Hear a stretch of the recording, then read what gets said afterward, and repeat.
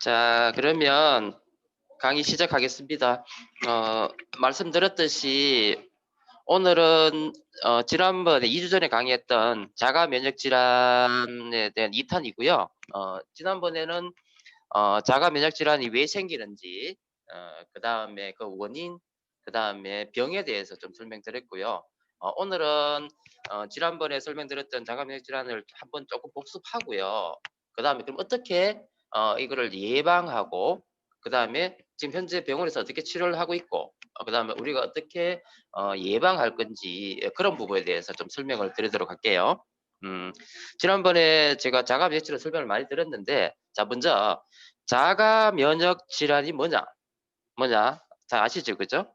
우리 몸에는 우리를 지키기 위한 면역이라는 게 있는데, 이 면역 체계가 밸런스가 깨지는 바람에, 그래서 초기의 단계에서 나타나는 것이 면역이 과해서 생기는 알러지라 그랬고요. 그 다음에 이 면역이 이제 잠깐 정신이 나가지고, 원래 면역은 남을 공격하는 건데 누굴 공격한다? 나를 공격하는 거죠. 그래서 나를 공격하기 때문에 그게 미쳐가지고 나타나는 증상들이 전부 다 뭐다? 자가 면역 질환이다. 그런데 이제 이 면역이 정말로 이제 마지막 단계에는 뭐냐면 내 몸을 지키지 못하는 단계가 되면, 그죠? 뭐가 생긴다 그랬죠?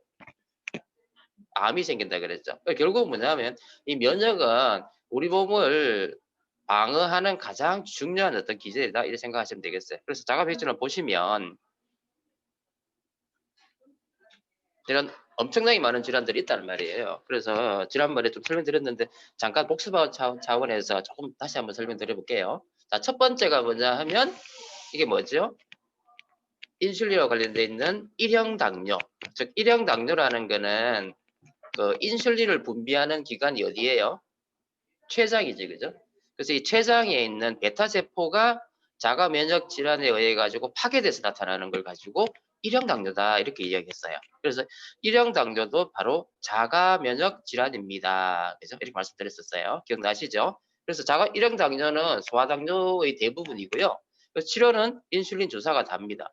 그러니까 이미 베타 세포가 파괴되었기 때문에 그 베타 세포를 다시 정상화시키는 방법은 현재는 없어요. 그래서 사실 이런 친구들 보면 20대에 벌써 모든 장기들이 파괴되고, 특히 콩팥 파괴돼가지고 투석을 하게 되고, 그 다음에 눈이 망가져가지고 시력을 잃게 되고, 그 다음에 혈액순환이 안 되면서 손발이 잘리는 그런 아주 안 좋은 그런 코스를 겪게 되는 것이 바로 이 일형 당뇨가 되겠습니다. 자, 그 다음에 여기 뭐죠? 류마티스 관절염인데, 사실 우리 보통 류마티스 관절염 가면은 이 자가 면역이 우리 몸의 작은 관절, 특히 손관절이라든지 그 다음에 발관절, 이런 작은 관절을 우리 보통 이제 인볼브 하거든요. 인볼브 하는데 보면 처음에는 이제 관절에 염증이 생기는 단계. 근데 이게 두 번째는 이 연골이 손상되면서 뼈까지 이렇게 망가지는 단계. 그다음 마지막 단계는 세 번째는 뼈가 녹아요. 그러면서 완전히 들어붙게 되는 이런 과정을 겪게 되는데, 사실 예전에는 이 류마티스 관절염이 뭔지 잘 몰라가지고 치료를 안 하면은요, 이렇게 심각한 어떤 류마티스 관절염 환자가 상당히 많았어요. 근데 더 무서운 거는요, 어른들만 류마티스 관절염이 있는 것이 아니라 소아도 류마티스 관절염이 있다는 사실 알고 계십니까? 한 분 앞에 오시죠. 제가 앞에 좀 오셨으면 좋겠어요. 그래서 소아 류마티스 관절염도 요즘 있다는 사실을 우리가 좀 알고 계셨으면 좋겠어요. 그래서 이 류마티스 관절염도 바로 우리 몸 면역이 이 작은 관절을 공격하는데, 우리 생각은 그냥 관절만 공격한다고 생각했더니만 그게 아니더라. 이 심각해지면은요, 우리 몸의 다른 장기들, 심장이라든지 아니면 다른 여러 가지 장기들 다 공격하기 때문에 사실 문제가 된다는 거예요.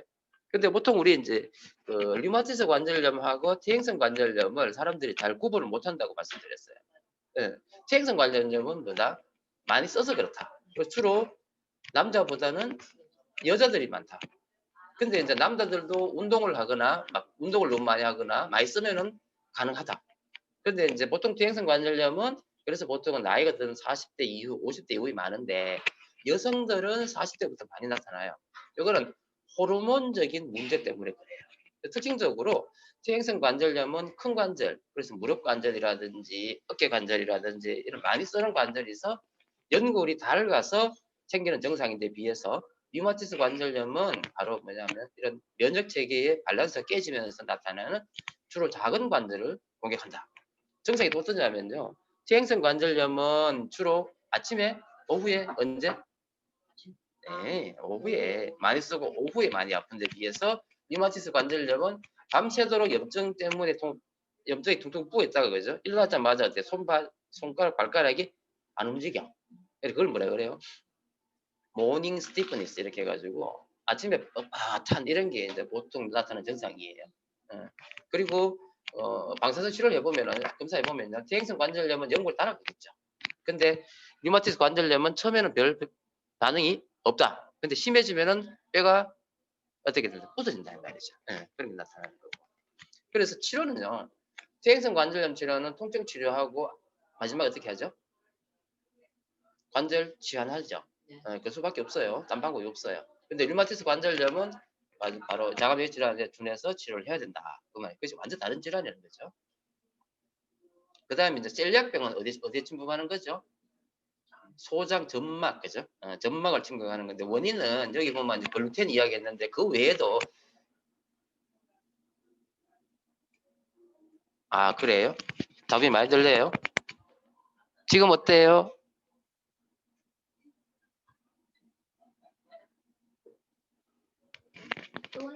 좋아요. 예, 감사합니다. 그래서 셀리악병은 주로 많은 게, 네, 감사합니다. 미래 글루텐 때문에 생긴다고 우리가 많이 알려져 있어요. 그렇지만은 꼭 글루텐만 있는 것이 아니라 다른 어떤 인자에 의해서도 지금 이 셀리악병이 많은데, 다행히 우리나라는 셀리악 환자가 좀 적은 편이에요. 그래서 이제 애들이 태어나자마자 막 설사를 일으키고 경련하고 막 이러거든요. 그러니까 대부분의 영양 결핍 증상으로 우리가 확인되는데, 이걸 초기에 진행을 치료를 못하게 되면은 이 소장에 있는 융털이 다 파괴돼 버려요. 이러면서 여러 가지 심각한 문제를 유발하는데, 첫 번째 나타나는 게 영양 실조. 그리고 또 이제 칼슘 흡수를 못하기 때문에 골다공증이 온다는 거죠. 골연화증 같은 게 많이 와요. 그리고 소장 세포의 변화가 옹물어 해가지고, 우리가 알다시피 소장에는 암이 별로 없습니다. 근데 셀리악병은 치료 안 하면 소장에 암이 생겨요. 그래서 심각한 거예요. 근데 다행히 요즘은 뭐예요? 글루텐이라든지 이런 걸 초기에 안 먹게 되면 좋아지는 거예요. 그래서 의외로 치료는 알기만 알면 쉽다. 그 다음 이거 뭐죠? 이제 여러분 보면 알죠? 멀티플로 여러 개의 궤양이 입 안에, 구강 안에, 또 어디에? 성기에, 그죠? 그 다음에 피부에, 또 눈에. 이런데 막 다발성으로 좋아졌다가 나빠졌다, 좋아졌다, 나빠졌다 이런 병이 있어요. 이걸 뭐라 그러죠? 베체트병이라고 해요. 베체트병. 그래서 생각보다 요즘 베체트병이 정말로 많다. 그래서 눈에 있는 이런 염증, 그 다음에 피부에 있는 여러 가지 이런 염증들, 그 다음에 이거는 이제 건선입니다. 그래서 그 다음은 뭐냐면 건선이죠. 이 건선은 뭐예요? 피부 자체에 생기는 이렇게 건조한 어떤 그죠? 과각질이 생기는 이런 질환을 건선이라고 이야기를 하죠. 그래서 원인은 아시다시피, 원인까지 설명 너무 길나요? 그러니까 요점하고요. 자, 그 다음은 백반증, 그죠? 마찬가지 자가면역 세포가 멜라닌 세포를 공격하는 걸 가지고 백반증 이렇게 이야기하죠. 그래서 사실 흑인이나 황인이 온 몸이 다 백반증이 생기면 백인이 되겠죠. 김아그네스님 좀 지어주세요. 감사합니다. 온몸이 다 백반증 되면 백인이 되겠죠. 그걸 노렸던 사람이 누굽니까?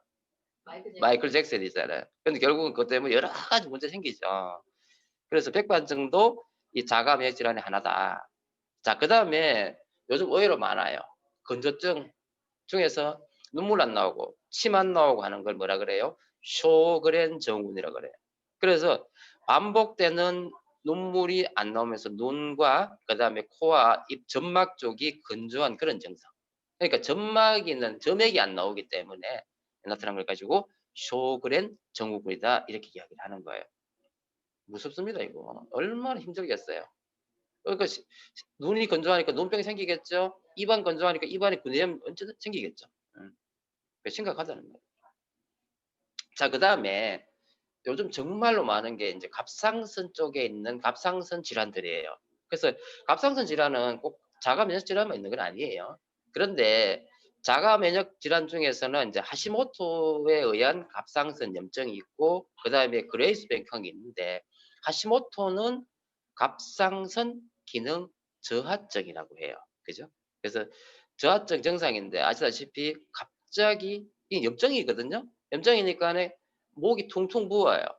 염증이 막 생기면 목이 퉁퉁 부으면서 호르몬 분비가 안 되니까 아시다시피 갑상선 호르몬은 우리 몸에 에너지를 만드는 거거든요. 그래서 에너지를 못 만드니까 몸이 퉁퉁 붓고 피부는 거칠어지고 식욕은 떨어지고 체중은 증가하고 그래서 쉽게 우리 몸 장기에 운동이 안 되고 그리고 심하면 어떻게 기억력이 떨어지고 말도 잘 안 하게 되고 피곤하고 자꾸 잠 오고 춥고 우울증이 오고 우리 앞에 계시는 리더님이 갑자기 작년에 오셔가지고 원래네 그죠? 예, 하시모토 갑상선염이었어요.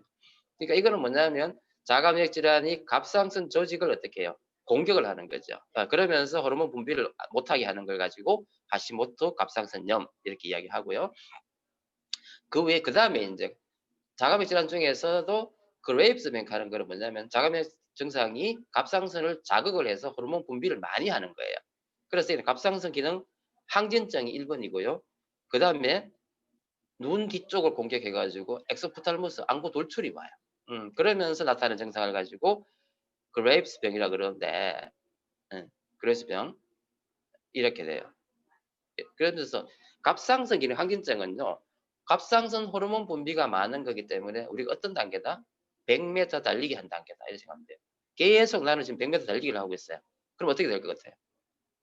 땀은 온몸이 축축하겠죠. 땀 나겠죠. 안구 돌출되죠. 심장은 막 뛰고 있겠죠. 손발 떨려요. 배는 고파 미치겠어요. 그죠? 그리고 장 운동이 촉진돼가 설사하고 막 배가 아파요. 여성들은 생리불순 다 생기는 거예요. 그죠? 그래서 이런 증상 나타나는 것을 가지고 그레이브스 병이라고 해요. 자, 그 다음에 루푸스예요. 루푸스. 루푸스는 뭐냐면 여기 보면 천의 얼굴을 가진 자가면역 질환이라고 그러는데 쉽게 이야기하면 우리 몸에 있는 콜라겐 조직이 있는 모든 부위를 다 관여할 수 있어요. 근데 이제 첫 증상은 대부분 뭐냐면 얼굴에 나비 형태의 버터플라이 형태의 점이 나타나는 걸 가지고 루푸스라고 해요. 루푸스를 하는데 그래서 루푸스는 사실은 얼굴로 나타나는 것이 아니라요. 우리 몸의 모든 조직에 다 나타날 수 있어요. 그래서 눈에는 결막염이 나타날 수 있고요. 피부에 이런 아까 같은 게 나타날 수 있고요. 그 다음에 콩팥, 위장, 혈액, 그 다음에 생식기, 여기는 지금 없는데 심장, 그 다음에 뇌, 다 인볼브 할 수 있어요. 그래서 이 모든 부위에 염증이 생겨가지고 주증상은 뭐다? 통증이에요. 그래서 어마어마한 통증이 오기 때문에 결국은 사람들 통증 때문에 우울증 걸리기도 하고 루푸스 때문에 자살하는 사람도 많아요. 그래서 상당히 무서운 질환 중에 하나가 루푸스라고 보시면 돼요. 햇볕 알러지는 뭐 루푸스하고 관련 있는 건 아니고요. 그거는 그 알러지 종류라고 보시면 돼요. 자, 그 다음에 이제 장에 인볼브하는 게 크론즈 병과 그 다음에 뭐예요? 궤양성 대장염이 있는데 차이는 뭐냐면 크론즈 병은 두 번째 사진, 세 번째 사진처럼 보면 저렇게 뭉글뭉글하게 나오는 게 있죠. 그러니까 저게 증상이 심해지면 장 점박이 파괴돼가지고 장 천국이 많아요. 그래서 그 임상적으로 수술을 많이 하게 되는 게 크론즈 병이에요. 주로 외국에 많습니다. 근데 동양 쪽에 주로 많은 거는 궤양성 대장염 그래가지고 네 번째 질환 있잖아요. 이런 상태가 돼요. 그래서 궤양성 대장염은 쉽게 말해서 장에 생긴 아토피라 생각하면 돼요. 그래서 막 진물 나고 막 설사하고 막 피똥 싸고 막 이런데 정상의 이제 그 심각성은 사실 크론즈 병은 수술까지 가는 경우가 많아서 상당히 좀 위험하고요. 의외로 궤양성 대장염 보기는 잘 안 좋아 보여도 의외로 또 경과는 괜찮은 경우도 많아요. 그래서 이것도 전부 다 뭐냐면 자가 면역 질환의 하나의 증상이다. 이렇게 아시면 됩니다. 자, 그 다음에 다발성 경화증 가는 게 있는데 다발성 경화증은 요거예요. 우리 몸에 보면 이제 뇌신경이 있고 척추신경이 있잖아요. 뇌신경, 척추신경, 신경 쪽에 이 자가 면역 세포가 공격을 해가지고 이 신경이 파괴되는 거예요. 정상적인 수초가 손상이 됨으로 해가지고 신경 증상이 다 나타나요. 그러면 무서운 게 뭐냐면 뇌신경은 우리가 알다시피 눈, 시신경하고 관련될 수도 있고 감각하고 관련될 수도 있고 운동하고 관련될 수도 있고 인지와 관련될 수 있잖아요. 그게 결국 뭐냐면 시신경이 관여되면요 눈이 안 보여요.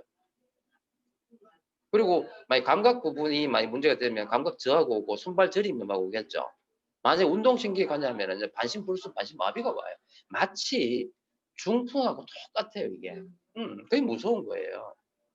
그 다음에 인지 쪽과 관련된 신경이 만약에 관여된다면 우울증이 올 수 있고 기억력 저하가 올 수 있고 또 마치 알츠하이머처럼 그죠? 그런 상태가 될 수 있다는 거죠. 그래서 증상이 너무 다양하기 때문에 이게 다른 질환하고 그죠? 비교가 잘 안 돼요. 그래서 초기 단계에는. 근데 이제 심해지면은요 이렇게 CT나 이런 걸 찍으면 아니 이렇게 보여 마치 또 뭐처럼 마치 뇌경색이 오는 것처럼 이렇게 보이는데 문제는 멀티플로 와요. 한 개만 오는 것이 아니라 여러 군데로 뭐 오는 거예요.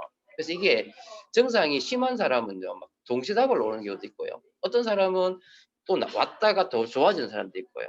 증상이 너무 다양해요. 그래서 옛날에는 이 진단이 상당히 힘들었습니다. 그래서 경험적 진단할 수밖에 없고요.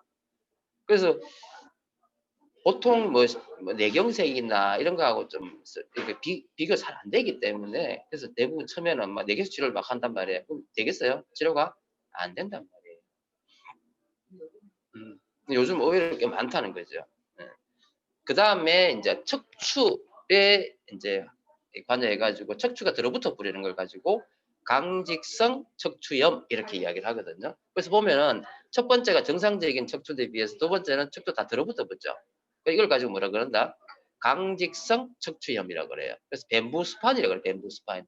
뭐처럼 대나무처럼 들어붙는다 해서 뱀부 스파인 이렇게 이야기를 하는 거예요. 자, 여기까지 이제 제가 지난번 했던 거를 조금 복습했어요. 좀 빨리 했는데 이해는 좀 다 되시죠? 그래서 여기까지가 이제 우리 보통 병원에서 많이 만나게 되는 자가 면역 질환인데 이제 지금부터 본격적으로 병원에서 어떻게 치료를 하고 있는지 그리고 어떻게 우리가 앞으로 이거를 관리해야 될 건지에 대해서 좀 설명을 드릴게요. 병원에 가면 사실은 이게 염증이잖아요. 그리고 주 증상이 뭐냐면 통증입니다. 통증. 그래서 병원에 가면은 이거는 금방 낫지 않기 때문에 뭐라고 이야기하냐면 난치병이라고 이야기를 해요. 그러면서 의사들은 약물 치료를 권하죠. 근데 문제는 뭐냐면 이 약물이 부작용이 많다는 거예요. 효과는 금방 효과는 좋을 수 있지만 이 질환 자체의 원인 치료가 안 되기 때문에 계속 재발되고요. 그 다음에 이 약에 대한 부작용이 심하기 때문에 결국은 뭐냐면 평생 약을 먹어야 되기 때문에 그 부작용을 평생 앓고 가야 된다는 거죠. 자, 그러면 우리가 증상이 좀 심하면 약을 써야 안 써야 될까요? 써야 됩니다. 아시겠죠? 네. 안 쓸 수는 없습니다. 자, 그러면은 이 자가면역 질환에서 이제 처방되는 약이 어떤 게 있냐면 우리가 제일 힘들어하는 게 통증이기 때문에 통증과 염증을 줄이기 위해 쓰는 게 첫 번째가 뭐냐면 소염 진통제예요. 네. 소염 진통제를 어쩔 수 없이 쓸 수밖에 없고요. 근데 이 면역과 관련되어 있기 때문에 두 번째는 이게 이제 면역 체계가 깨져서 생기는 거기 때문에 면역을 조절하는 게 바로 뭐냐면 스테로이드예요. 그래서 그걸 부신 피질 호르몬이라고 그러는데 스테로이드 쓸 수밖에 없거든요.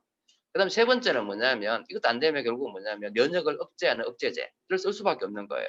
그러면 이 어떤 증상이 나타나느냐면 첫 번째, 자 소염 진통제는 우리가 알다시피 타이레놀 같은 거. 이게 전부 다 뭐냐면 스테로이드가 아닌 거예요. NCAD라 그래가지고 non-steroid anti-inflammatory drug 이렇게 해가지고 우리가 뭐 타이레놀이라든지 뭐 아스타미네펜 이게 타이레놀이죠, 그죠? 이런 어떤 게 전부 다 염증을 줄이고 통증을 완화하는 어떤 게 있기 때문에 가장 기본적으로 많이 쓰는 게 이거예요. 그 다음은 뭐냐면 스테로이드는요. 사실은 이 스테로이드는 우리 몸이 만들어내는 거예요. 근데 이게 얼마나 좋은 효과가 있느냐면요. 우리가 내 몸이 좀 뭔가 통증이 오거나 아니면 뭐 열이 나거나 뭐 너무 불편하잖아요. 근데 이 불편한 거를 한 방에 좋게 해주는 게 뭔 줄 아세요? 바로 우리 몸에서 부신에서 나오는 스테로이드예요. 그러니까 우리가 스테로이드 있기 때문에 통증이나 이런 걸 견뎌낼 수가 있는 거예요. 근데 내 몸에서 나오는 스테로이드는요, 이거는 정말로 좋은 건데 우리가 이제 그걸 아니까 외부에서 인공적으로 스테로이드를 만들어냅니다. 근데 문제는 뭐냐면요, 내 몸에서 만드는 스테로이드는요, 분비가, 여러분 그거 아시죠? 그 성장 호르몬도 분비하는 시간이 있죠. 마찬가지로 스테로이드도 분비하는 시간이 있어요. 그러니까 쉽게 말해서 우리 하루 중에서도 일과중에서 사이클이 있거든요. 그 사이클에 맞추어서 필요한 시간에 호르몬 분비, 스테로이드 분비가 되고 또 안 될 때는 안 되고 이렇게 해줘야 되는데 인공적으로 투여하는 스테로이드는 그가 관계없이 계속 투여하잖아요. 예. 그러다 보니까 이게 부작용이 엄청나게 많아요. 그래서 스테로이드에 그래서 우리가 외부에 쓰는 게 바로 이제 인공 코르티졸이라고 그러거든요. 근데 사실 스테로이드의 가장 중요한 증상은 뭐냐면 기능이 염증과 면역 반응을 억제시키는 것이 우리 몸 면역체 밸런스를 유지해주는 그런 기능을 하는 거고 조절해주는 기능을 하는 거거든요. 근데 외부에서 인공적으로 하기 때문에 이게 부작용이 많다는 거예요. 그래서 처음에 우리가 뭐 대표적으로 스테로이드 언제 많이 쓰느냐면요. 언제 많이 쓸까요? 이걸 제일 많이 쓰는 경우. 물론 이런 자가면역제도 많이 씁니다만은 통증 심할 때. 예를 들어서 퇴행성 관절염 심하잖아요. 아파 죽겠어. 그럼 막 여기다가 스테로이드 주사를 해요. 그러면 증상이 바로 없어집니다. 어제까지는 아파서 뭉치도 못했는데 뛰어다닙니다. 그런데 문제는 뭐냐면요. 그 스테로이드 안 쓰게 되면 이 증상은 더 심해집니다. 리바운드가 되면서 더 심해져요. 그리고 사람들이 전부 다 이 스테로이드에 뭐였냐면은 디펜던시가 생겨요. 무슨 말인지 아시겠죠? 그리고 이 스테로이드 장기적으로 썼을 때 어마어마하게 많은 부작용이 있기 때문에 그래서 절대 조심해서 써야 되는 게 이 스테로이드예요. 그래서 보시면 부작용 보면요. NSAID와 같은 이 진통제는요. 가장 흔한 그게 뭐냐면 바로 위장작이에요. 위염, 위궤양. 그 다음 많은 게 뭐라고요? 간독성. 그 다음에 콩팥의 어떤 독성. 뭐 이런 게 생기고요. 그 다음에 부신 피질 호르몬이 약간 스테로이드잖아요. 스테로이드 쓰게 되면은요. 그 우리 병 중에 이런 게 있어요. 아까 그 우리 자가맥주라는 병 중에 제가 설명 안 했는데 쿠싱 증후군 하는 게 있습니다. 쿠싱 증후군. 쿠싱 증후군은 뭐냐면 원인이 여러 가지가 있어요. 그러니까 자가 면역 증상에 의해 가지고도 쿠싱이 생길 수도 있어요. 이 뭐냐면 스테로이드는 원래 부신해서 만들어야 되는데 이 만드는 게 너무 많은 경우 아니면은요 부신 조직이 다른 데도 있는 거예요. 그러니까 스테로이드 만든 조직이 부신 외에 다른 곳에서 이상하게 스테로이드를 분비하는 그런 거 있어요. 그러면은 스테로이드 분비가 너무 많게 되면요 비정상적인 스테로이드 증상이 나타나는 거예요. 그럼 어떤 증상이 나타나냐면요 몸이 퉁퉁 부어요. 예, 체중이 증가를 해요. 혈압이 높아져요. 그 다음에 당뇨라든지 뭐 이런 증상 나타나고요. 그 다음 감염이 자꾸 잘 되는 거예요. 그리고 뼈가 약해집니다. 그래서 쿠싱 증후군의 가장 대표적인 증상은 뭐냐면 사람 딱 보자마자 보여요. 얼굴 달덩이가 돼 있어요. 퉁퉁 부어 있거든요. 예, 이은아처럼 갑자기 살이 찌면서 얼굴이 퉁퉁 부었는데 여기 보면 피부가 빨간데요. 혈관이 막 늘어나가 있어요. 예, 그게 바로 쿠싱 증후군이에요. 그래서 쿠싱 증후군은 몸에서 스테로이드를 많이 분비해도 나타날 수 있고요. 또 언제 나타나느냐면 내가 약을 많이 먹으면 그러니까 치료 때문에 스테로이드 자꾸 쓰다 보면은 쿠싱 증상이 나타나서 체중 증가하고 혈압 높아지고 당뇨 생기고 여자들은요 생리불순 와요. 그다음 위염 위궤양 생기고요. 골다공증 생기고요. 그죠? 그리고 눈에는 백내장이 생길 수 있다는 거예요. 그래서 이런 스테로이드에 대한 부작용이 많기 때문에 정말로 스테로이드는 조심해서 써야 되고요. 많이 쓸 때도 올릴 때도 천천히 올려야 되고요. 많이 끊게 되더라도 갑자기 끊으면 큰일 납니다. 어떻게 해야 되죠? 테이퍼링 해야 돼요. 천천히 내려야 돼요. 자, 근데 결국은 이 스테로이드와 그다음에 진통제도 안 돼. 그러면 뭐 써야 됩니까? 어쩔 수 없이 면역 억제제를 써야 됩니다. 근데 사실 면역 억제제는요, 우리가 주로 어디서 많이 쓰느냐면은 항암제입니다. 항암제. 그래서 암 환자들한테 쓰는 그런 것들이거든요. 근데 이거를 결국은 이 자가면 질환에 쓸 수밖에 없는 거예요. 그러니까 이게 부작용이 너무너무 많을 수밖에 없겠죠. 그죠? 그래서 세균이라든지 바이러스라든지 이런 암 발생이 많아지는 것이 이거 된다 이 말이죠. 자, 그러면 우리가 건강이라는 거는 신체적, 정신적, 사회적, 영적인 건강을 말하는데, 자, 그러면 우리가 지금까지는 병원에서 치료하는 걸 했단 말이에요. 그럼 어떻게 자가 면역 질환을 우리가 예방을 할까 이 말이야. 자, 자가 면역 질환이 생기는 거는 바로 우리 몸에 뭐가 많이 늘어나는 거죠? 염증이 늘어나는 거예요. 이해되시죠? 그러면은 자가 면역 질환을 예방하려면 1번 염증을 유발하는 원인을 줄이는 것밖에 없어요. 맞죠? 그래서 가장 많은 원인은요. 식생활 습관, 그 다음에 환경적인 부분 이런 게 있겠죠. 이런 걸 우리가 줄일 수 있는 게 가장 중요하다는 말이고, 두 번째는 내 몸에서 이런 염증이 나타나면은 이거를 줄일 수 있는 시스템이 있잖아요. 그게 바로 무슨 시스템이에요? 항산화 시스템이에요. 그래서 이 항산화 시스템을 높여주면 되는 거겠죠. 그 다음 마지막은 뭐죠? 이미 생긴 염증을 어떻게 해야 되죠? 빼내야 되겠죠. 독소를 제거해야 되겠죠. 그래서 이제 그런 개념으로 이 자가면 질환도 우리가 바라봐야 된다는 거죠. 그래서 첫 번째는 염증을 유발하는 식생활 습관인데, 이거는 우리가 어마어마하게 많이 이야기했던 거잖아요. 그래서 자, 그러면 염증을 유발하는 식생활 습관 중에서 우리가 주로 많이 먹는 게 세 가지가 있잖아요. 뭐죠? 탄수화물, 지방, 자, 단백질이 있어요. 자, 그러면 여기서 한마디로 얘기해서 염증을 유발하는 그 식생활 습관은 뭐냐면 우리가 좋아하는 거를 적게 먹으면 돼요. 그리고 우리가 싫어하는 거를 많이 먹으면 된다. 제가 항상 이야기하는 거잖아요. 자, 그러면 우리가 좋아하는 게 뭐 있습니까? 자, 탄수화물은 단 거, 주로 이당류지, 그죠? 설탕을 포함해서 설탕, 과당, 메가당 같은 단 거. 단 거는 염증을 바로 유발합니다. 그리고 아시다시피 이당류인 이당류 설탕은 뭐의 먹이가 되죠? 뭐의 먹이가 돼요? 유산균이 아니고 유해균. 유해균이 먹이가 되기 때문에 안 좋은 거죠. 자, 그 다음에 그 지방은요. 어떤 지방? 우리가 좋아하는 고소한 포화지방. 그래서 포화지방이 바로 염증을 유발하는 인자가 되는 거죠. 그죠? 그 다음에 단백질은 사실은 중요하긴 한데 동물성 단백은 그 속에 들어가 있는 여러 가지 안 좋은 물질 때문에 염증을 유발할 수밖에 없는 거예요.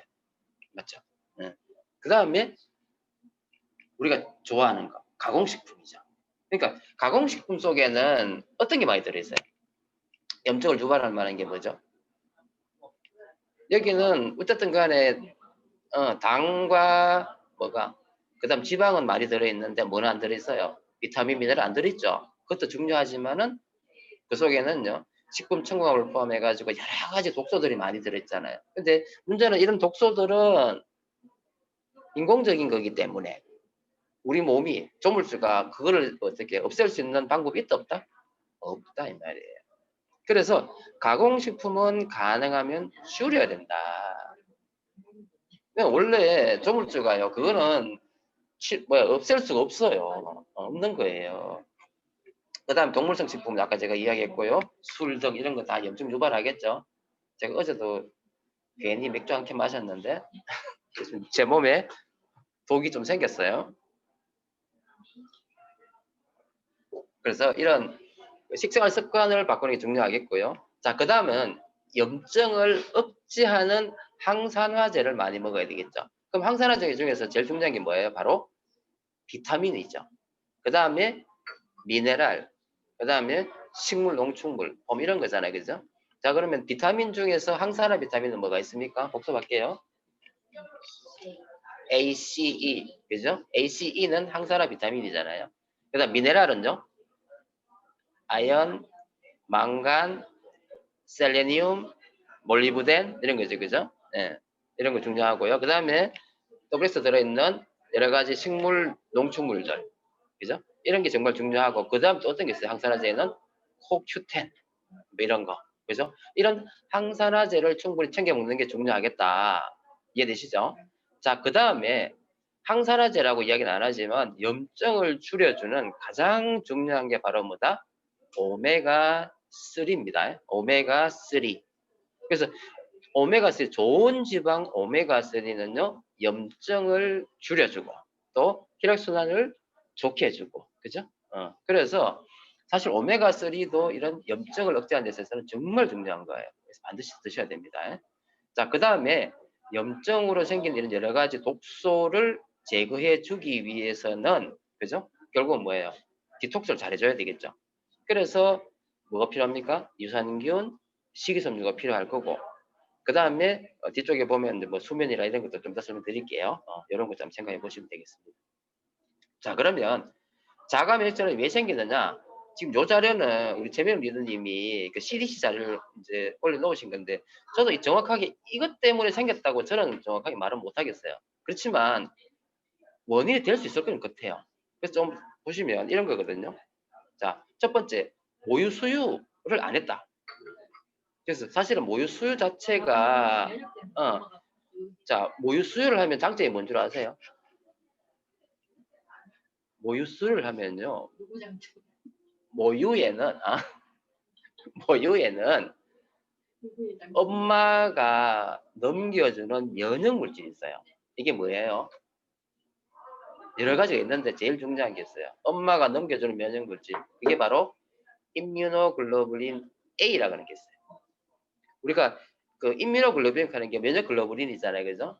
면역 글로불린인데 우리가 IgG, IgM 이런 거 들어보셨죠? 근데 IgA 하는 게 있어요. IgA가 엄마가 애한테 넘겨주는 그래서 모유를 잘 먹은 애들이 초기에 한 6개월까지 잘 안 아파요. 근데 문제는 뭔지 아세요? 자, 모유 수유가 아기의 면역을 높여줘서 자가면역 질환을 안 만들게 한다는 건 맞아요. 근데 문제는 요즘 모유 문제 심각하죠? 예? 모유 잔혹사 보셨잖아요. 결국은 그래 생각하면은 모유도 지금 나쁘다 이 말이지. 이해되시죠? 예, 그래서 이걸 어떻게 판단해야 되는 이 말이지. 그럼 결국은 뭐예요? 엄마의 노력이 중요하겠죠. 엄마의 몸 관리가 중요하겠죠. 자, 그 다음에 제왕절개를 하면 왜 안 좋죠? 제왕절개를 하고 자연분만을 하게 되면 애가 산도로 나오면서 그죠? 애가 그걸 통해 가지고 면역을 높일 수 있겠죠. 예.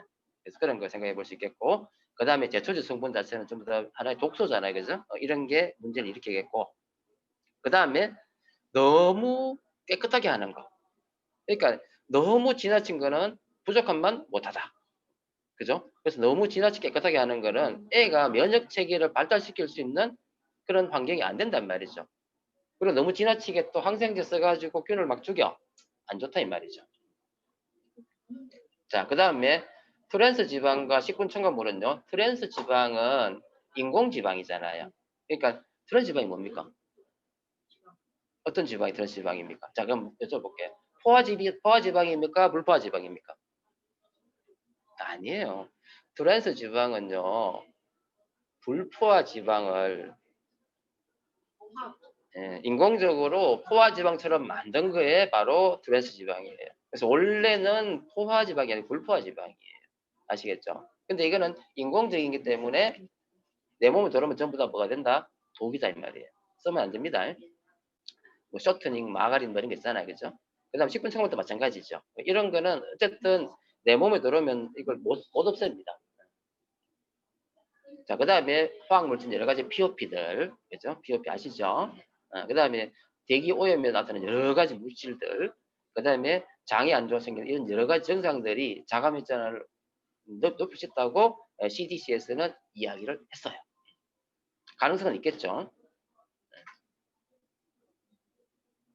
자, 그 다음에 T세포에 대한 얘기 잠깐 있는데요. 그 T 림포사이트 있죠. T 림포사이트. 제가 그 임파구 이야기하면서 임파구에는 비임파구가 있고 T임파구 있잖아요. 비임파구는 주로 하는 게 뭐라 그랬어요? 항체 만든다 그랬어요. T임파구는요, 여러 가지가 있습니다. 첫 번째, 헬퍼 T셀이라고 해가지고 CD4셀, 그러니까 도와주는 T셀. 그 다음에 죽이는 사이토톡식 T셀.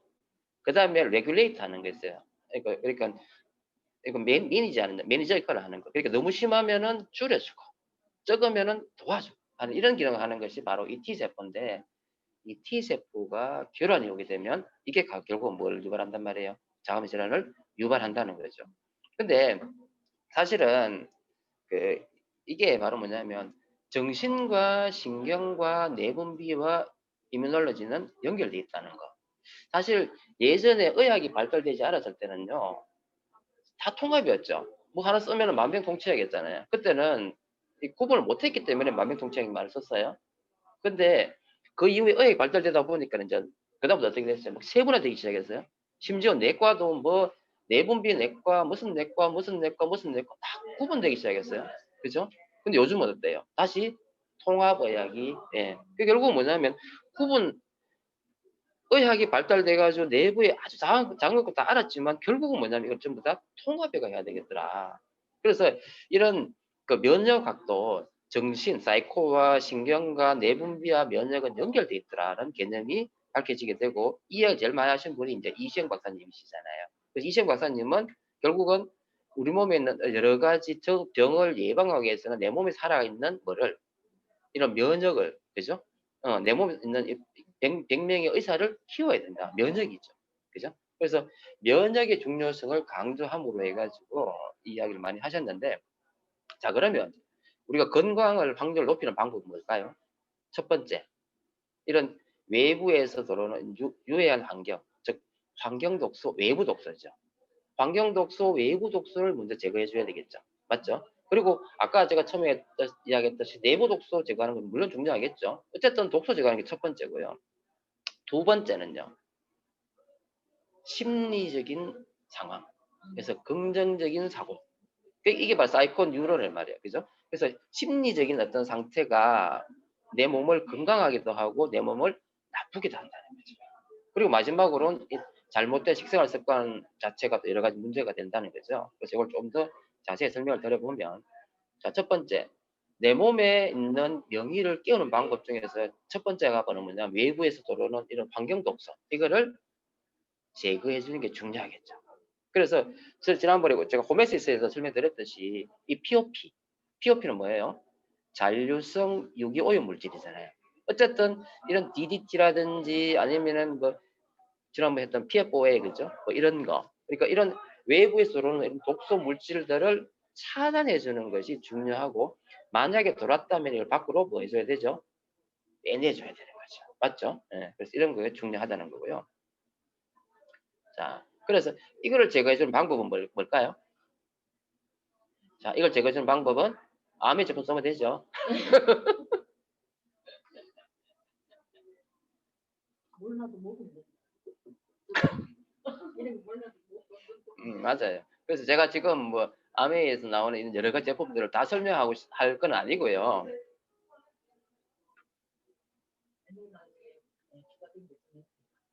자, 그래서 뭐 첫 번째 나와 있는 거는 우리가 최민영 리더님이 이 그림을 올려놓으셨잖아요.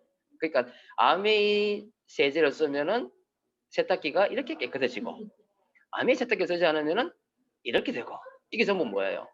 이게 전부 다 세제 찌꺼기죠. 세제 찌꺼기하고 여러 가지 물질이 막 짬뽕이 되는 거잖아요. 근데 이게 결국 내 몸에 들어오면 뭐가 된단 말이에요? 독소란 말이지. 그죠? 그럼 아메이 세제를 왜 써야 될까? 이런 독소를 안 만들기 위해 써야 되는 거죠. 자, 아메이 세제의 8가지 특징 다 아시죠? 제가 지난번 설명했잖아요. 아직도 못 외워요? 우리 박철웅 교수님 항상 말씀하셨잖아. 형부, 섬재, 비단경탄. 형부가 섬재를 넘는데 비단을 가지고 경탄한다 하셨나? 그죠? 8가지. 아시죠? 네. 이제 좀 외우세요. 자, 형 뭐예요? 채소량이 들어있다. 부식 방지제. 그죠? 섬, 섬유유연제, 그죠?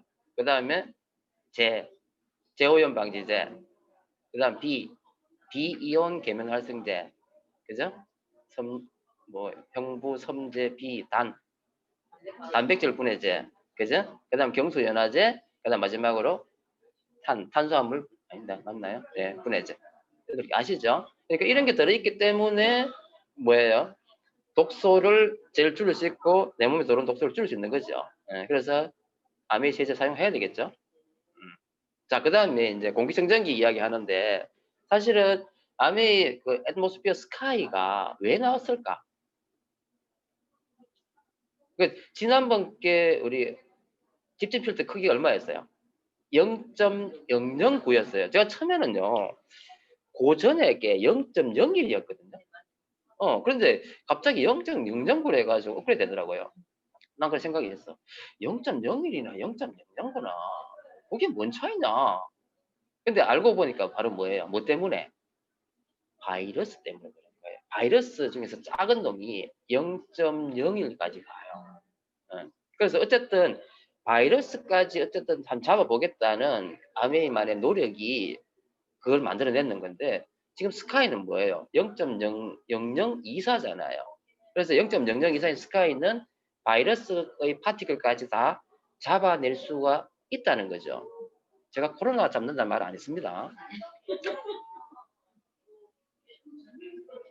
그래서 옆에 보시면 그 좀 작은 바이러스가 보면 0.0이 있죠. 파보 바이러스 0.02, 곡삭기 0.027 이렇게 있잖아요. 그러니까 이 작은 게 있다 이 말이에요. 그래서 바이러스까지 어쨌든 잡아보겠다는 아메이 노력이 애트모스피어 스카이를 만들어냈다는 거죠. 자, 그 다음에 이제 내 몸에 명의를 깨우는 방법이 바로 뭐냐면 긍정적인 사고. 사실은 자, 여러분 아침에 일어났을 때 내가 행복하다. 나 너무 행복해. 손 들어보세요.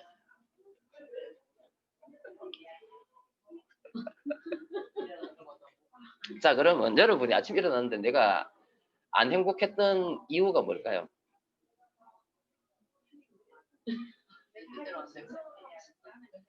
그러니까 중요한 거는 뭐냐면 왜 그러냐면 내 몸에 긍정 호르몬 아니면 내 몸에서 나타나는 여러 가지가 지금 긍정적인 호르몬 분비가 안 돼서 그래요.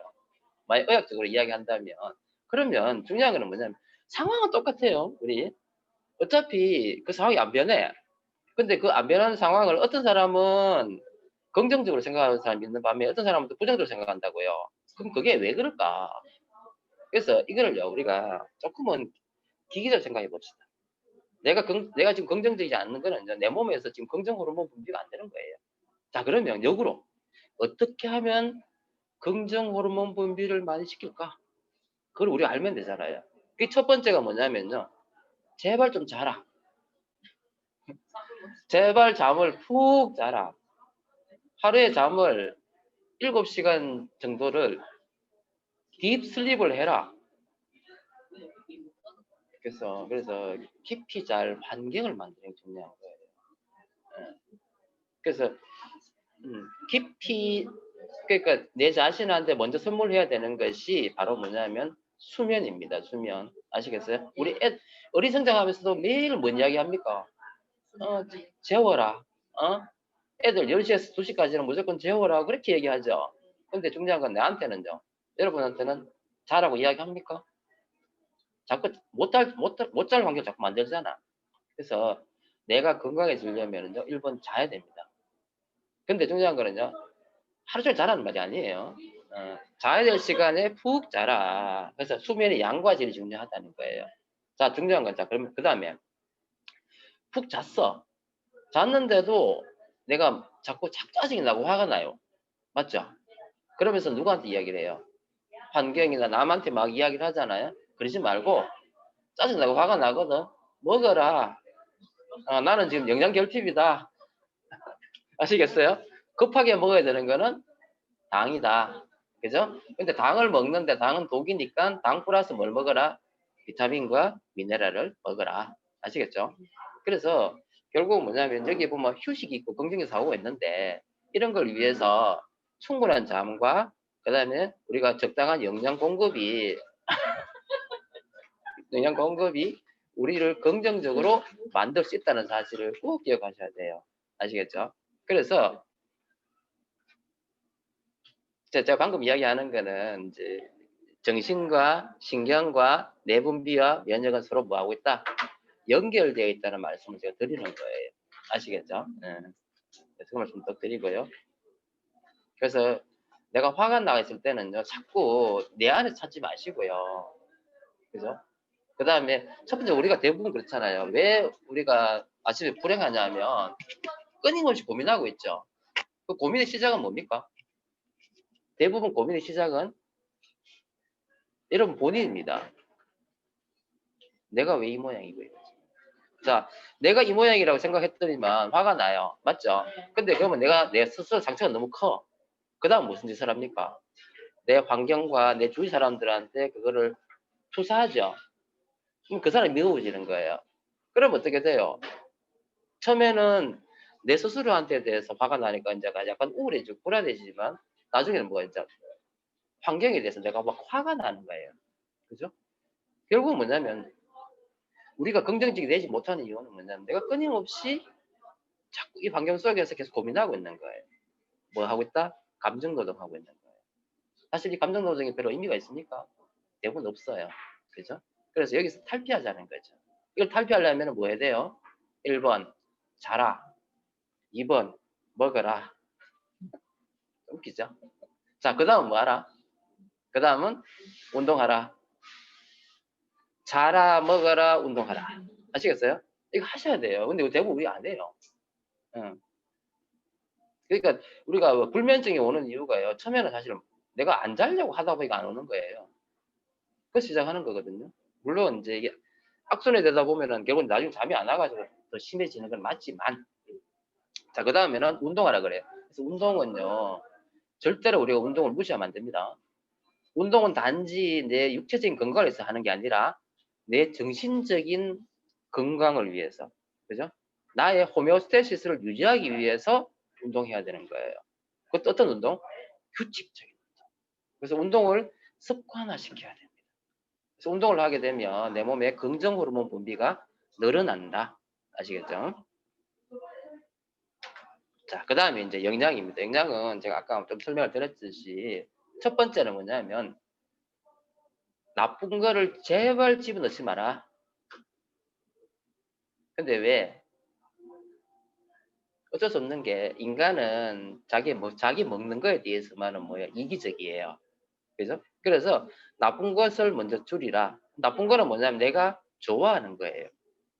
그래서 우리 현대는 뭐냐면 영양이 과잉 상태이고 영양과 과잉과 결핍이 공존하고 있잖아요. 그래서 아까 제가 이야기했듯이 염증을 유발할 수 있는 어떤 물질들을 최소화시켜라. 그래서 아까 이당류와 그다음 포화지방과 동물성 어떤 그런 성분들은 전부 다 염증 유발 물질이면서 알러젠입니다. 알러젠. 아시겠죠? 그리고 이 당분은요. 이당류인 당은 뭐다? 장내 유해균이 좋아하는 거다. 아시죠? 예. 그래서 탄수화물은 유익균의 먹이가 되지만요. 이당류인 당은 유해균의 먹이가 된다. 자, 그 다음에 좋은 거. 우리가 별로 안 좋아하는 거는 충분히 먹자. 뭐 어떤 거예요? 바로 비타민, 미네랄, 그 다음에 더 중요한 게 뭐예요? 요즘 제일 많이 강조하는 게 뭐죠? 식물, 농축물, 바이토팩타예요. 아침에 여러분 색깔 있는 거 뭐 드셨어요?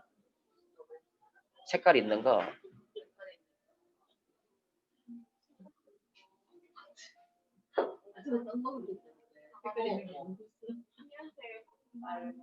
그러니까 우리 주로 먹는 거 보면은 흰색은 많이 먹잖아요.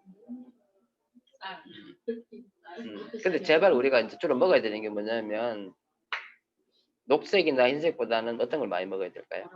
보라색이라든지 빨간색이라든지 노란색이라든지 이런 걸 많이 먹어야 돼요. 근데 이제 사실은 여기 지금 우리 식단이 얼마나 언밸런스가 있느냐에 대해서 설명드렸는데 미네랄 이야기는 제가 따로 안 했는데 미네랄 중에서 한번 생각해 볼까요? 미네랄 중에서요 한국인들이 많이 먹는 미네랄이 뭐든 줄 아세요? 제일 많이 먹는 거, 제일 많이 먹는 미네랄 소금이에요. 나트륨. 예, 나트륨 또 뭐 어떤 많이 먹어요? 철분, 요오드, 그 다음에 여기 보면 이런 거 많이 먹거든요. 자, 그러면 한번 생각해 볼게요. 나트륨은요, 많이 먹으면 뭐가 어떤 병이 생겨요? 고혈압 생겨요. 고혈압. 나트륨은 바로 고혈압의 원인입니다. 자, 그 다음에 요오드는요, 사실 예전에는 우리가 요오드는 주로 요오드 어디 많이 있죠? 미역이 많이 있었어요. 근데 한국인들이 옛날에는 요오드를 못 먹어가지고 갑상선 기능 저하증이 많았어요. 예전에는 해초 같은 데 많았잖아요. 근데 요즘은 뭐 미역 못 먹는 사람 없잖아요. 그래서 의외로 요오드를 과잉 섭취를 하는데 문제가 뭔지 아세요? 요오드는요, 자연 상태에서 말 그대로 그냥 요오드가 있어요. 우리가 정말 필요한 요오드가 있고 또 방사선이 있어요. 방사선 요오드. 자, 그러면 이게 어떤 문제가 될까요? 방사선 요오드가 내 몸에 들어와요. 그러면 야는요, 항진증이 아니고 갑상선 기능 저하증을 만들어요. 갑상선을 파괴시켜버려요. 그러니까 요즘 갑상선염이 생기면서 아까 뭐 하시모토 질환도 있고 해가지고 염증이 생기면서 저하증이 생기잖아요. 그 중에서 내가 먹은 방사선 요오드를 먹어가지고 갑상선이 파괴돼서 나타나는 갑상선염이 많아요. 그러니까 자연 상태에 요오드 중에서 방사선이 있어요. 이게 공존하고 있기 때문에 문제가 되는 거예요. 그 다음에 철분은 우리가 육고기 많이 먹잖아요. 그래서 철분제가 많이 들어있는데 철분제를 많이 먹으면은요, 간이나 위장장애가 많을 수 있어요. 그 다음에 인은요. 인은 어디로 많이 먹을까요? 가공식품에 많아요. 주로 어디? 과자. 자, 인을 많이 먹으면 어떤 병이 생겨요? 응? 골다공증 생겨요. 골다공증. 그러니까 칼슘 빼버려요. 인이. 그래서 어쨌든 간에 이런 나트륨이라든지 요오드라든지 철분이나 인은 무조건 줄여야 되는 거예요. 그리고 역으로 뭘 많이 먹어야 돼요? 칼슘, 그 다음에 칼륨, 셀레늄 이런 거 많이 먹어야 되는데 칼슘은 왜 많이 먹어야 돼요? 칼슘은 왜 많이 먹어야 돼요? 골다공증 예방도 있지만은 우리 몸에 산염기 밸런스를 맞춰주는 거잖아요. 그래서 칼슘제를 충분히 먹어야 된다. 그죠? 그 다음 칼륨은 왜 많이 먹어야 돼요? 여러분 칼륨 잘 모르죠? 칼륨은 다른 말로 포타슘이라 그래요.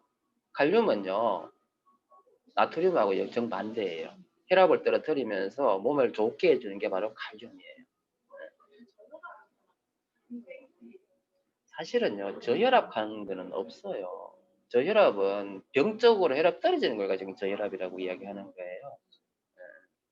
그 다음에 셀레늄은 강력한 항산화 미네랄이잖아요. 그죠? 셀레늄 많이 먹어야 됩니다. 그래서 이런 미네랄 밸런스가 어머러지는 경우는 결국 뭐예요? 우리가 외부에서 독소를 많이 먹어서 그런 거죠. 그래서 인스턴트나 패스트푸드, 그 다음에 약물 이런 걸 많이 먹어서 미네랄 언밸런스가 오는 거예요. 자, 그래서 이제 마지막이지 싶은데 비타민, 미네랄을 먹는 것도 중요한데 더 중요한 건 아까 제가 이야기했지만 색깔 있는 영양소, 즉 식물 영양소를 많이 먹어야 된다. 그래서 이런 걸 많이 먹어야 된다는 거죠. 그래서 이제 본격적으로 자가면역 질환 마지막이지 싶은데 자가면역 질환에 도움이 되는 영양소는 뭐냐? 그래서 첫 번째가 뭐냐면은 유산균 이야기 적어놨죠, 그죠? 유산균, 프로바이오틱스예요. 그래서 유산균은 장 건강이잖아요. 장 건강이 왜 중요하죠? 우리 몸에서 면역하고 가장 중요한 게 바로 뭐냐면은 바로 장이죠. 그죠? 면역의 70%가 어디 있어요? 나와요? 장에서 나오죠. 그래서 장이 건강해야지만 이 자가면역 질환도 치료가 잘 된다는 이야기고 또 독소 생기는 독소를 밖으로 빼주기 위해서 식이섬유가 필요하다. 그래서 유익균을 정식시키고 POP를 배출해주기 위해서 식이섬유가 중요하다. 그 다음에 이제 항산화 비타민 중에서 비타민 A, 비타민 D, 특히 비타민 D는 면역 비타민이잖아요. 사실은 요즘 자가면역 질환하고 이 비타민 D하고 관련된 논문이 꽤 많아요. 많은데 어쨌든 비타민 D 자체는 칼슘 흡수에도 도움이 되지만 면역에도 도움이 되는 것이 비타민 D다. 자, 그 다음에 감마니르는산이 있어요. 감마니르는산은 사실은 뭐 우리가 여성 질환이 많이 쓰지만 이것도 지금 이제 면역과 관련되어 있다는 이야기가 지금 많이 나오고 있어요. 그 다음에 비타민 A는 피부 비타민이잖아요. 피부 점막을 만드는 비타민인데 이것도 염증을 줄여주는 효과가 있기 때문에 도움이 된다. 자, 그 다음에 이제 아까 얘기했던 오메가3죠. 오메가3는 염증을 줄여주고 혈액순환을 좋게 해주기 때문에 자가질환이면 반드시 쓰셔야 돼요. 그 다음에 이제 비타민 E와 셀레니움 다 항산화 제잖아요, 그죠? 항산화 가장 강력한 항산화 미네랄인 셀레니움, 그다음 비타민 E, 그다음 비타민 C도 중요하겠고요. 그다음에 식물 농축물들이 다 중요하겠죠. 네. 자, 그다음에 미네랄 보충 위해서는 물이 중요하겠죠. 그래서 사실은 자가면역 질환의 치료는요, 이걸 종합적으로 생각해서 우리가 해야 된다는 거예요. 그래서 사실 이런 제품들을 꾸준히 먹는 것도 중요하지만 더 중요한 거는 뭐예요? 우리의 식생활 습관을 바꾸어 주는 것이 우선이겠다. 저는 그 말씀 꼭 드리고 싶고요. 그래서 이 식물 농축물을 포함했는 이런 영양소의 중요성은 뭐냐면 우리 몸을 건강하게 유지해 주는 걸 가지고 우리가 뭐라 그러죠? 호메오스테시스라 그래요. 항상성. 그죠? 그래서 이 항상성 레벨 내에서 내 몸에 있는 여러 가지 항상성을 조절해 주는 게 의해 가지고 조절이 되면 우리는 항상 건강합니다. 그런데 가끔 우리가 오버를 하잖아요. 그죠? 나쁜 걸 많이 먹어요. 그럴 수 있죠? 갑자기 과음을 했어. 그러면은 이 호메오스테시스를 살짝 벗어날 수 있어요. 그 상태를 뭐라 그래요? 알로스테시스라 그래요. 근데 알로스테시스는 내 몸에 있는 여러 가지 호메오스테시스 기전이 돌리려고 막 하다 보면 밑으로 내려와요. 그럼 병은 안 나는 거예요. 위기에 갔다가 다시 정상적으로 되는 거예요. 그런데 문제는 뭐냐면 이게 계속 반복이 되고 너무 심각하게 탁 와. 그러면 어떻게 되죠? 우리 몸은 이제 여기서 벗어나가지고 뭐가 돼버려요? 병이 생기는 거예요. 그래서 우리가 항상 호메오스테시스 레벨 내에서 유지만 해주면 너무 좋겠지만 인간이라는 게 그래 못 살잖아. 가끔 알로를 가요. 하지만 내가 또 노력하고 하다 보면은 디지즈로 안 가는데 이걸 벗어나 버리면 디지즈로 가버려요. 그럼 디지즈 가버리면은요 다시 밑으로 되돌리기는 거의 불가능하다는 말이죠. 아시겠죠? 그래서 이런 식물 영양소나 이런 항산화제가 이런 기능을 한다는 걸 잘 기억을 하시고 이런 걸 잘 관리하면 되겠어요. 자, 건강은 마지막인데 건강은 확률이다 돼 있어요. 사실은 우리 왜 어릴 때 몸이 안 좋아서 그죠? 그래서 자기 스스로가 몸 관리 잘 해가지고 그죠? 아까 했듯이 이 알로스테스 위로 안 가는 사람들은 장수하는 사람이 많아요. 그런데 건강한 사람들이 갑자기 40대 가지고 즉사하는 경우가 많잖아요. 자기 몸 관리 안 해가지고. 그죠? 결국은 뭐냐면요. 이 건강이라는 건 내가 어떻게 내가 관리를 하느냐에 따라 달려있는 겁니다. 그죠? 그래서 이런 걸 잘 생각하셔가지고 우리의 건강을 잘 관리하시면 되겠고 자가면역 질환이라는 거는 사실 어느 하나만 가지고 약으로 아니면 이걸로 얘가 치료될 수 있는 게 아니죠. 그죠? 근본적인 원인에 대해서 내가 제거를 해주고 그 다음에 그거에 대해서 정상에 대해서 치료를 하면서 결국은 뭐냐면 그거를 다시 안 생기도록 해주는 게 중요한 게 아닐까 이런 생각이 드네요. 오늘 이제 마지막으로 자가면역 2탄을 했고요. 좀 도움 되셨는지 모르겠네요. 예, 오늘 강의는 여기에서 마치도록 하겠습니다. 감사합니다.